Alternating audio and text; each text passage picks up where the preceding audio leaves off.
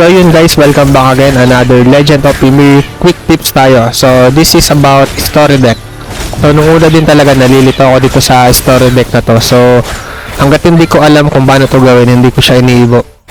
So punta tayo dito sa guide, story deck. So yan, story decks provide various effect when you obtain Valkyries, Disirs, at saka yung companion. So once na makapag-summon kayo ng ng mga Valkyries, tsaka Disirs, tsaka companion, saka lang kayo makapag-obtain ng mga cards na nandito sa story deck.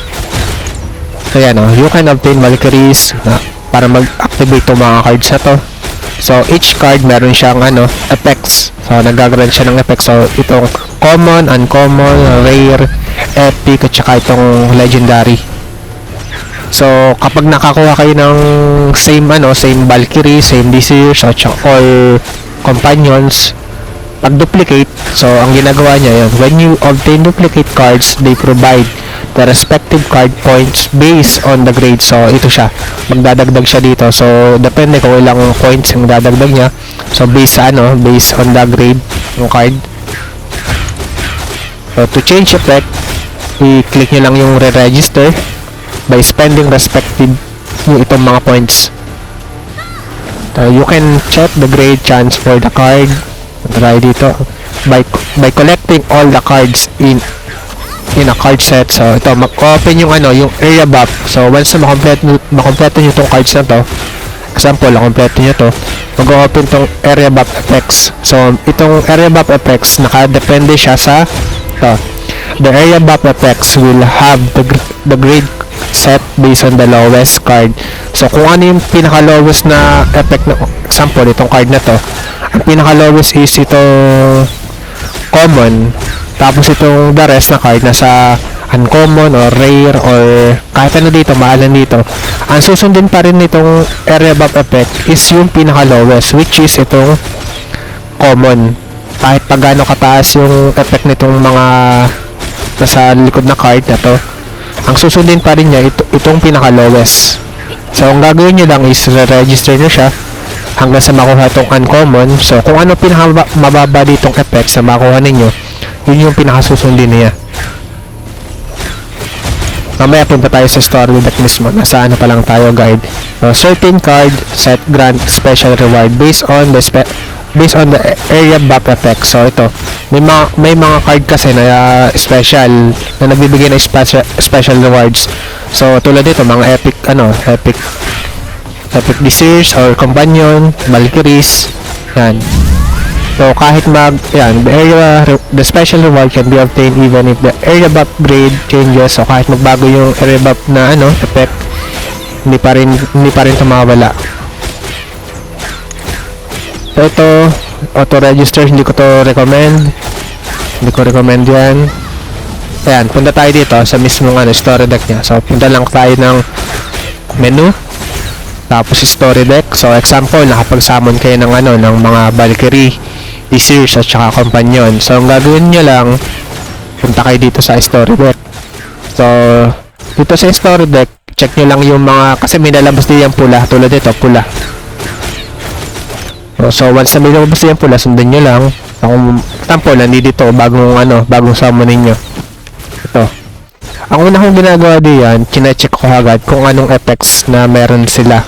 Example, ito, Berserker of Trust. Ang effects niya na nandito is nasa rare. Pag nasa rare na siya, hindi ko na siya binabago. Example, dito sa Warlord, nasa rare, hindi ko na siya binabago. Example dito, example, kuwari nasa common siya. Ang ginagawa ko diyan, re-register ko lang siya. Sige, try natin. So gusto kong maging effects na is nasa rare.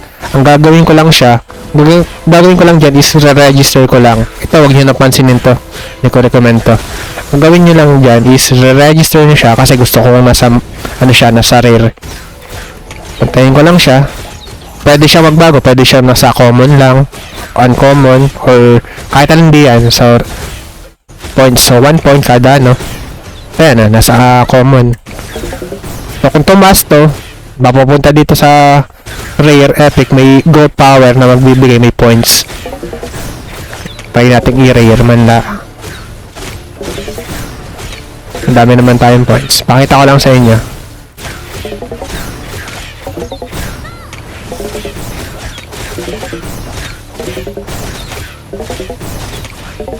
Kasi pag ginamit natin to, example, ginamit nyo to, auto-register.